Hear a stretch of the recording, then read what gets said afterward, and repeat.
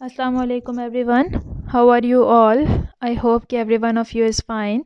I'm here with another lecture that is lecture number 100 for class 10th जिसमें हम लोग unit number 14 यानी कि एनवायरमेंटल केमिस्ट्री के बारे में बात कर रहे हैं और अभी हमारा फोकस है एटमॉस्फेयर के ऊपर and now till now we have we have discussed about the different components of the pollutants, different constituents of the environment of the atmosphere कि यानी कि एटमॉस्फेयर में कौन कौन सी गैसेस प्रेजेंट हैं। उसके अलावा हमने स्टडी किया है डिफरेंट लेयर्स ऑफ एटमॉस्फेयर के बारे में और अब हम जो स्टडी कर रहे हैं that is about the different pollutants that are present in our atmosphere.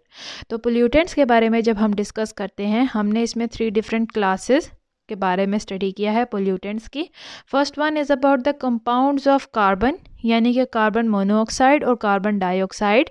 तो जब ये gases carbon dioxide is already present in our environment but in very low concentration 0.03%, तो जब ये गैसेस ज़रूरत से ज़्यादा हो जाएं तो तब ये पोल्यूटेंट के तौर पे एक्ट करती हैं जब ये अपनी लिमिट्स को क्रॉस कर दें। तो कार्बन के कंपाउंड्स के बारे में हमने कहा 2 कंपाउंड्स है carbon monoxide and carbon dioxide. Carbon dioxide जो है इट इज़ द आप कह लें ग्रीन हाउस गैस है that will absorb the heat radiations that are coming from the sun।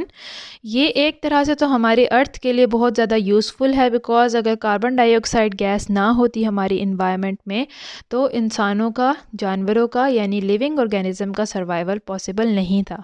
But दूसरी साइड पे अगर ये लिमिट से ज़्यादा हो जाए कार्बन डाइऑक्साइड तो it will be form more and more, it will ये ज़्यादा से ज़्यादा कैप्चर करेगी सन से आती हुई हीट रेडिएशंस यानी इंफ्रारेड रेडिएशंस को और इसकी वजह से it will cause the over heating of the earth. Over heating की वजह से क्या हो रहा है, ग्लेशियर्स मेल्ट हो रहे हैं, फ्लड हो रहे हैं और इस तरह से टेम्परेचर चेंजेस आ रहे हैं। दूसरी तरफ अगर हम देखें कार्बन मोनोऑक्साइड को, carbon monoxide is also a pollutant that is released from our environment into our environment due to different human activities। तो carbon monoxide is a poisonous gas, it is a very toxic gas because अगर ये carbon monoxide present है तो ये हमारे blood में enter हो गई, इससे हमें सफोकेशन हो सकती है और डेथ हो सकती है।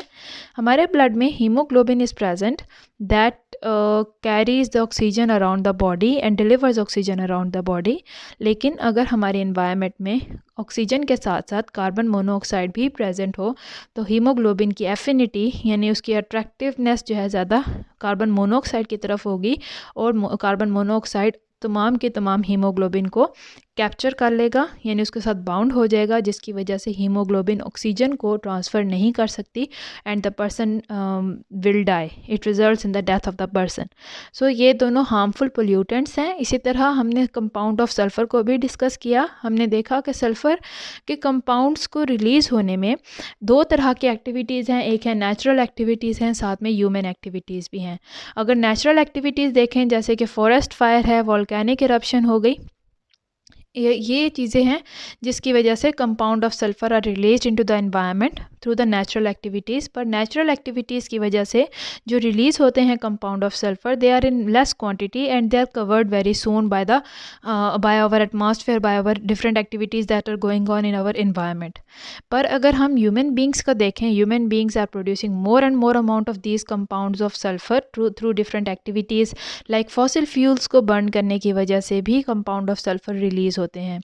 फॉसिल फ्यूल जैसे पेट्रोल और डीज़ल ये हमारी ऑटोमोबाइल्स में यूज़ होते हैं, उसके अलावा इंडस्ट्रीज़ में यूज़ होते हैं और उसके अलावा थर्मल पावर स्टेशंस में भी यूज़ होते हैं। तो यहाँ पे जब फॉसिल फ्यूल्स को बर्न किया जाता है तो यहीं पे कंपाउंड ऑफ सल्फ़र रिलीज़ होते हैं इन्वायरमेंट में जो बहुत ज़्यादा ख़तरनाक हद तक बढ़ जाएँ तो नुकसान पहुँचा सकते हैं। And these compound of sulphur they causes the acid rain यानी कि जब कंपाउंड ऑफ सल्फ़र जैसे सल्फ़र डाइऑक्साइड है, सल्फ़र ट्राईऑक्साइड है, जब ये वाटर रेनफॉल के वाटर के साथ मिक्स होता है तो ये एसिडिक रेन प्रोड्यूस करता है and that rain is very harmful. ये जिस भी मटेरियल के ऊपर टच करती है ये उसको नुकसान पहुंचाती है। सिमिलरली जब हमने थर्ड कैटेगरी पढ़ी that was about the compound of nitrogen, उसमें भी सिमिलर केस है। कंपाउंड ऑफ नाइट्रोजन को अगर हम कुदरती तौर पे देखें तो हमारी एटमॉस्फेयर में नाइट्रोजन तो ऑलरेडी प्रेजेंट है as a gas, alone nitrogen जो कि मैक्सिमम मेजर कॉन्स्टिट्यूएंट है हमारी एटमॉस्फेयर का। लेकिन और ये प्रोड्यूस होता है, ये कन्वर्ट हो जाती है नाइट्रिक एसिड में, नाइट्रिक ऑक्साइड में, जब थंडरस्टॉर्म होते हैं, जब लाइटनिंग होती है। That was a natural process, लेकिन उसमें जो अमाउंट प्रोड्यूस होती है that is very low amount as compare to human activities. Human activities की वजह से, जैसे ये फॉसिल फ्यूल बर्न करने की वजह से, फॉसिल फ्यूल के अंदर जब हीट की वजह से बर्न होते हैं तो नाइट्रोजन और ऑक्सीजन एटमॉस्फेयर में प्रेजेंट एक दूसरे के साथ कंबाइन करके नाइट्रिक ऑक्साइड बनाते हैं। वो नाइट्रिक ऑक्साइड नाइट्रोजन डाइऑक्साइड में कन्वर्ट हो जाता है और नाइट्रोजन डाइऑक्साइड नाइट्रिक एसिड बनाता है, जो कि रेनफॉल के साथ मिक्स होकर एसिडिक रेन में रिज़ल्ट करते हैं, उसमें बन जाते हैं, और उसकी वजह से वो एसिडिक रेन अगेन हमारी एटमॉस्फेयर को, हमारे इन्वायरमेंट को बहुत ज़्यादा नुकसान पहुंचाती है।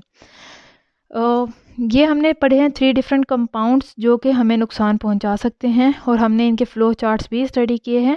अब अगर हम लोग देखते हैं कि role of government to control pollution, यानी कि हमारी गवर्नमेंट क्या कर सकती है। ऑब्वियसली जब हम इन पोल्यूटेंट्स के बारे में स्टडी करते हैं, इन कंपाउंड्स के बारे में स्टडी करते हैं, तो हमें अंदाज़ा होता है कि हमारी साइंस की तरक्की की वजह से जहाँ पे हमें एक तरफ बहुत ज़्यादा फ़ायदे हासिल हुए हैं, दूसरी तरफ बहुत ज़्यादा पोल्यूशन भी स्टार्ट हो गया है होना, जो कि हमारे अपने सर्वाइवल के लिए बहुत ज़्यादा ख़तरनाक है। तो इसके लिए गवर्नमेंट को कुछ एक्शंस लेने होंगे, गवर्नमेंट को कुछ स्टेप्स उठाने होंगे, कुछ रूल्स एंड रेगुलेशंस बनाने होंगे जो कि हर आम आदमी फॉलो करे, ताकि पोल्यूशन को कम से कम अमाउंट में किया जा सके। अभी तक हमने जितने कंपाउंड्स पढ़े हैं they are the air pollutants, यानी कि हमारी हवा में रिलीज़ होने वाले पोल्यूटेंट्स हैं, जो कि ऑटोमोबाइल्स के चलने की वजह से, फॉसिल फ्यूल्स की बर्न होने की वजह से और डिफरेंट तरीक़ों से हमारी एटमॉस्फेयर में एंटर हो जाते हैं। तो अगर हम इनके मेन रीज़न जैसे कि ऑटोमोबाइल्स हैं उन्हीं को स्टॉप कर दें, उन्हीं की वजह से इनको एटमॉस्फेयर में एंट्रेंस बंद कर दें, तो हम किसी तरीके से पोल्यूशन को कंट्रोल कर सकते हैं और पोल्यूशन को कम कर सकते हैं। अदरवाइज़ जैसे जैसे ये हमारी इन्वायरमेंट में, हमारे एटमॉस्फेयर में ऐड अप होते जा रहे हैं ये डिफरेंट कंपाउंड्स, ये उसको पॉइजनस बनाते जा रहे हैं, जो कि हमारे अपने सर्वाइवल के लिए बहुत ज़्यादा मुश्किल हो गया है। मोस्ट कॉमन एयर पोल्यूटिंग क्या है, air polluting agent, air polluting act क्या है? हमारी ऑटोमोबाइल्स के अंदर डिफरेंट फॉसिल फ्यूल जैसे कि पेट्रोल है, जैसे कि डीजल है, वो बर्न होता है, और जब वो बर्न होता है तो उसकी वजह से एग्जॉस्ट से मुख्तलिफ गैसेस स्मोक के थ्रू बाहर आती हैं, और ये हमारी हवा में जब एंटर होती हैं तो उसको पॉइजनस बना देती हैं। अब अगर हम ऑटोमोबाइल्स की एग्जांपल लेते हैं, तो आप अगर बाहर ही देखें तो बहुत सारे लोग हैं वो अपनी अपनी ऑटोमोबाइल यूज़ करते हैं। बहुत सारे सोर्सेज हैं यहाँ पे पोल्यूशन के, बसेस, रिक्शास, मोटरसाइकिल्स, कार्स, ये सब के सब यूज़ हो रहे हैं डेली लाइफ में। हर पर्सन के पास अपनी सेपरेट है, तो जब वो सेपरेटली यूज़ कर रहे हैं तो सेपरेटली अपनी अपनी तरफ से पोल्यूशन को बढ़ाते चले जा रहे हैं।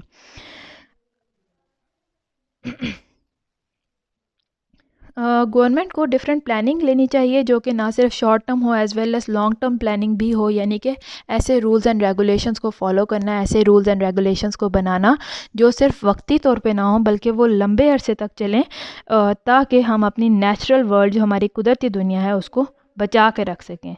क्योंकि अगर हमारी इन्वायरमेंट, हमारी नेचर इन हेल्दी नहीं है तो उसकी वजह से हम जो लिविंग ऑर्गेनिज्म है उनके ऊपर नेगेटिव इफ़ेक्ट आता है।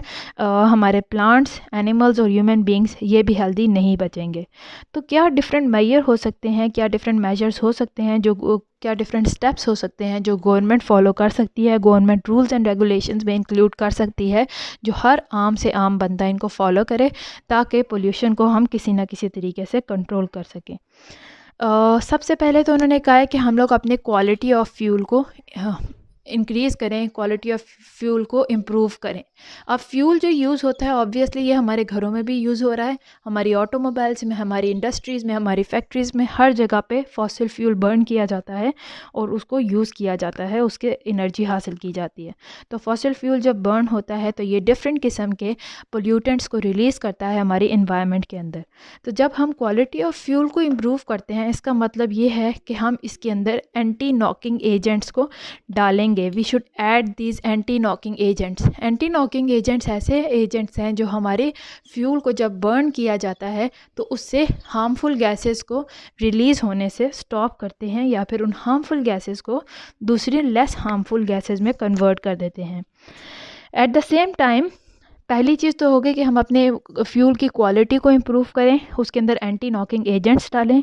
दूसरी चीज़ है कि हमारे ऑटोमोबाइल के अंदर जो इंजन्स हैं, जिन्हें हम कंबशन इंजन्स का भी नाम देते हैं, उनको ज़्यादा से ज़्यादा एफिशिएंट यानी कि बेहतर से बेहतरीन क्वालिटी में बनाएं, क्योंकि जितना बेहतर वो इंजन होगा, जितनी बेहतर उसके अंदर कंबशन का प्रोसेस होगा यानी बर्निंग ऑफ फ्यूल का प्रोसेस होगा, उतना ही कम स्मोक रिलीज़ होगा और उतने ही कम पोल्यूटेंट्स हमारे इन्वायरमेंट में ऐड होंगे। उसी तरह जो अनबर्न्ड हाइड्रोकार्बन्स हैं, जैसा कि मैं अपने प्रीवियस लेक्चर्स में भी बता चुकी हूँ, हम लोग कैटालिटिक कन्वर्टर्स का इस्तेमाल कर सकते हैं अपनी ऑटोमोबाइल्स के अंदर। वो क्या करते हैं, वो इन हार्मफुल गैसेस को लेस हार्मफुल गैसेस में कन्वर्ट कर देते हैं, जैसे कि कार्बन मोनोऑक्साइड को कार्बन डाइऑक्साइड में कन्वर्ट कर देना, नाइट्रोजन ऑक्साइड को लेस हार्मफुल गैसेस में कन्वर्ट कर देना। सिमिलरली जो हाइड्रोकार्बन्स जो कि बर्न नहीं थे हुए फ्यूल के अंदर, बिकॉज जब वो रिलीज़ होंगे हमारे इन्वायरमेंट के अंदर, वो भी पोल्यूटेंट के तौर पे एक्ट करते हैं। तो अगर ये कैटालिटिक कन्वर्टर का इस्तेमाल किया जाए तो इन अनबर्न्ड जो नॉन बर्न्ड हाइड्रोकार्बन्स हैं उनको स्टॉप किया जाए हमारे इन्वायरमेंट में रिलीज़ करने से, और पहले उनको दूसरी फॉर्म में जैसे कार्बन डाइऑक्साइड और वाटर की फॉर्म में कन्वर्ट किया जाए, तब उनको एनवायरनमेंट में रिलीज़ किया जाए। So the government must guide the people कि वो इस तरह के कन्वर्टर्स को यूज़ करें अपने कार्स के अंदर, अपने व्हीकल्स के अंदर, चाहे वो बस है, कार्स हैं, मोटरसाइकिल्स हैं, हर जगह पे इस तरह के कन्वर्टर्स का इस्तेमाल किया जाए ताकि ज़्यादा से ज़्यादा पोल्यूटेंट्स की रिलीज़ को हमारे एनवायरनमेंट में रोका जा सके और उसको प्रिवेंट किया जा सके। उसके अलावा अगर हम लोग फॉसिल फ्यूल्स की बात करते हैं, फॉसिल फ्यूल्स मैंने आपको बताया कि अपने प्रीवियस लेक्चर में भी कि फॉसिल फ्यूल से हमें नाइट्रोजन के डिफरेंट कंपाउंड्स जो कि पोल्यूटेंट्स के तौर पे एक्ट करते हैं वो मिलते हैं। फॉसिल फ्यूल से ही हमें सल्फ़र के कंपाउंड्स जो कि पोल्यूटेंट्स के तौर पे एक्ट करते हैं वो मिलते हैं। तो फॉसिल फ्यूल्स क्यों ये पोल्यूटेंट्स बनाते हैं? क्योंकि इनके अंदर इम्प्योरिटीज़ प्रेजेंट हैं, इनके अंदर कॉम्प्लेक्स मॉलिक्यूल्स प्रेजेंट हैं हाइड्रोकार्बन्स के। तो अगर इन फॉसिल फ्यूल्स को हम चेंज कर दें और इनकी जगह पे अल्टरनेटिव कोई और फ्यूल ले आएँ, तो उससे भी हम फॉसिल फ्यूल्स पोल्यूटेंट्स को रोक सकते हैं। तो हम लोगों को चाहिए हम लोग alternate instead of fossil fuels, क्योंकि ये एक दफ़ा आके ख़त्म हो जाएंगे, fossil fuels are non renewable, हम एक दफ़ा ये ख़त्म हो गए, हम दोबारा से इनको प्रोड्यूस नहीं कर सकते because they take millions of years to form. तो इससे बेहतर है, एक तो ये बनते ही बहुत देर लगा के हैं, सेकेंडली ये पोल्यूशन भी बहुत बढ़ाते हैं।